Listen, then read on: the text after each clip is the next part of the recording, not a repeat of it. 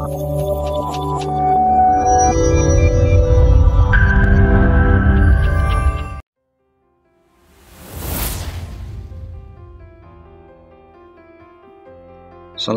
warahmatullahi wabarakatuh. Salam bahagia Bapak Ibu semuanya. Pada kesempatan kali ini saya akan menyampaikan demonstrasi kontekstual dari modul 1.1 A.6 tentang pemikiran filosofis Ki Hajar Dewantara, calon guru penggerak angkatan 10. Sebelumnya perkenalkan, nama saya Bagus Saputra, mengajar di SMA Negeri 1 Karanggede, calon guru penggerak angkatan 10 Kabupaten Boyolali. Latar belakang, sudah kita ketahui bahwa Ki Hajar Dewantara mengajarkan kepada kita bahwa pendidikan adalah taman yang menyenangkan untuk menuntun anak mencapai tujuan hidupnya yang tidak terlepas dengan nilai-nilai budaya. Hal ini perlu dipahami dan perlu diimplementasikan oleh setiap pendidik. Dalam menuntun, Ki Hajar Dewantara mengibaratkan peran pendidik adalah sebagai seorang penanam, dan anak-anak itu seperti biji tumbuhan yang disemai dan ditanam oleh petani tersebut. Anak-anak bagaikan bulir-bulir jagung yang ditanam. Bila biji jagung ditempatkan di tempat yang subur dengan mendapatkan sinar matahari dan pengairan yang baik, maka meskipun biji jagung bukan bibit yang baik, tetapi dapat tumbuh dengan baik karena perhatian dan perawatan dari petani tersebut. Demikian sebaliknya, meskipun biji jagung itu disemai atau bibit yang berkualitas, namun tumbuh di lahan yang gersang dan tidak dapat pengairan ataupun pupuk, serta tidak mendapatkan perawatan dari petani tersebut, maka niscaya biji jagung tersebut mungkin tumbuh namun tidak akan maksimal seperti itu. Nah, Ki Hajar Dewantara juga menyampaikan tentang kerangka perubahan yang bisa mendorong tentang kita sebagai pendidik dalam menuntun anak. Yang pertama yaitu anak terlahir sesuai dengan dua kodrat, yaitu yang pertama kodrat alam. Kodrat alam di mana anak-anak tumbuh pada lingkungan yang memiliki sosiokultural yang unik di setiap daerah. Yang kedua tentang kodrat zaman, di mana kodrat zaman ini memberikan gambaran kepada kita bahwa zaman itu terus berkembang. Pendidikan di zaman kolonial tidak akan cocok dengan pendidikan pada zaman sekarang karena zaman terus berkembang. Yang kedua, kerangka yang kedua adalah asas trikon. Asas trikon yang pertama adalah kontinuitas. Maksudnya yaitu perubahan selalu dilakukan, akan tetapi nilai budaya harus tetap membersamainya. Yang kedua adalah konvergen, di mana perubahan harus mengarah pada satu titik utama, yaitu memanusiakan manusia. Sementara konsentris, Ki Hajar Dewantara mengibaratkan setiap anak itu seperti planet yang berputar pada orbitnya masing-masing mengelilingi matahari. Jadi artinya walaupun individu itu terlahir dengan keunikannya masing-masing, akan tetapi harus tetap menghargai perbedaan.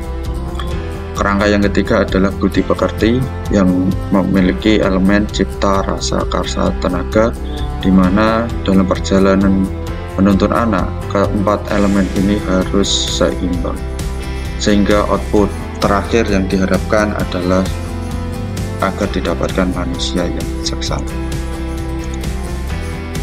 Dengan demikian, Ki Hajar Dewantara menyampaikan tujuan dari pendidikan itu adalah untuk menuntun segala kekuatan kodrat yang ada pada anak-anak, agar mereka menjadi manusia dan anggota masyarakat yang dapat mencapai keselamatan dan kebahagiaan yang setinggi-tingginya. Esensinya ada dua, Bapak Ibu. Yang pertama, dalam menuntun peserta didik, peserta didik diharapkan memiliki kemampuan dalam bidang intelektual dan teknologi. Di samping itu, peserta didik juga harus memiliki budi pekerti yang luhur. Oleh sebab itu, perlu adanya pendidikan yang berpihak pada murid, di mana pembelajaran hendaknya sadar bahwa setiap murid itu memiliki keunikannya masing-masing, sehingga pendidikan hendaknya berpihak pada murid dengan memperhatikan minat, bakat, dan kemampuan yang dimiliki oleh setiap individu tersebut, dengan memperhatikan kodrat alam dan kodrat zamannya. Demikian Dengan demikian, pendidikan hendaknya memanusiakan manusia. Di sekolahan kami, yaitu di SMA Negeri 1 Karanggede, telah memberikan beberapa kegiatan sekolah yang berpihak pada murid, yang dimana kegiatan tersebut dapat mendorong anak untuk memiliki kemampuan gotong royong, tanggung jawab, religius, dan kerukunan. Dan masih banyak nilai-nilai yang didapat dari kegiatan pembelajaran yang berpihak pada murid. Antara lain yaitu kegiatan ekstrakurikuler, di mana terdapat berbagai kegiatan ekstrakurikuler sekitar 28 ekstra, yang dimana bertujuan untuk mengembangkan minat dan bakat murid. Salah satunya atau beberapa yang ada yaitu Rohis, Pramuka, Paskib, PMR, OSN, dan seni musik, dan masih banyak yang lain, totalnya 28 ekstra. Di samping itu juga ditunjang dengan pembiasaan harian, di mana ini bertujuan untuk membentuk pribadi yang memiliki kebiasaan baik. Antara lain yaitu literasi membaca juz 30, literasi membaca buku, menyanyikan lagu Indonesia Raya, upacara bendera, dan pembiasaan 5S, senyum, salam, sopan, sapa, dan santun. Untuk dalam hal pembelajaran yang sudah dilaksana yaitu pembelajaran inovatif yang bertujuan agar pembelajaran tersebut tidak monoton sehingga peserta lebih aktif dan kreatif dalam pembelajaran.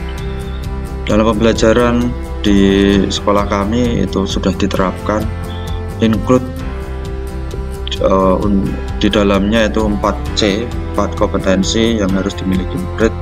Yang pertama adalah komunikasi, yang kedua adalah kolaborasi, yang ketiga adalah critical thinking, yang keempat adalah kreativitas, di mana ditunjang juga dengan soal-soal yang berbasis literasi dan numerasi. Berikut contoh foto-foto kegiatan ekstrakurikuler di sekolah kami. Berikut kegiatan pembiasaan yang sudah terlaksana dengan baik di sekolah kami. Dan pembelajaran yang berpihak pada murid antara lain yang kami sudah terapkan adalah di dalamnya memberikan beberapa kegiatan yang ada di situ, yaitu diskusi kelompok, presentasi, gelar karya P5, KPI yang berbasis proyek, dan penggunaan IT. Jadi pembelajaran sudah berpusat pada siswa. Namun Bapak Ibu perlu kita sadari bahwa setiap perjalanan dalam hidup anak itu pasti ada tantangan dan solusinya. Sementara untuk tantangannya adalah kurangnya partisipasi siswa dalam pembelajaran. Maka solusinya yang bisa diberikan adalah dengan memberikan kesempatan kepada siswa untuk berpartisipasi aktif dalam proses pembelajaran dengan berbagai metode pembelajaran seperti diskusi, berbagi pengetahuan, dan presentasi. Selain itu, agar semakin menarik dan menyenangkan dalam pembelajaran tersebut, diberikan ice breaking, reward, pemberian poin keaktifan, dan penggunaan media yang menarik. Tantangan yang kedua adalah kemampuan guru yang masih belum menyeluruh tentang pembelajaran yang berpihak pada murid. Dengan demikian, solusinya adalah guru harus mengembangkan kompetensi dengan mengikuti seminar atau pelatihan untuk menambah pengetahuan sesuai zamannya. Dan guru harus menjadi teman belajar bagi murid, mau terbuka dengan keluh kesah murid tersebut. Dan pada akhirnya, guru perlu menerapkan semboyan pendidikan yang sudah diajarkan oleh Ki Hajar Dewantara. Ada 3 Bapak Ibu. Yang pertama adalah ing ngarsa sing tulodo, yang artinya adalah di depan sebagai pemimpin. Guru itu harus bisa memberikan contoh dan panutan kepada anak didiknya. Yang kedua adalah ing madya mangun karsa, yaitu di tengah guru harus bisa membangkitkan semangat dan kemauan dalam diri murid. Yang ketiga adalah tut wuri handari. Kadang-kadang guru itu harus di belakang juga untuk memberikan dorongan dan motivasi arahan kepada anak didiknya. Demikian Bapak Ibu yang bisa saya sampaikan. Kurang lebihnya terima kasih. Assalamualaikum warahmatullahi wabarakatuh.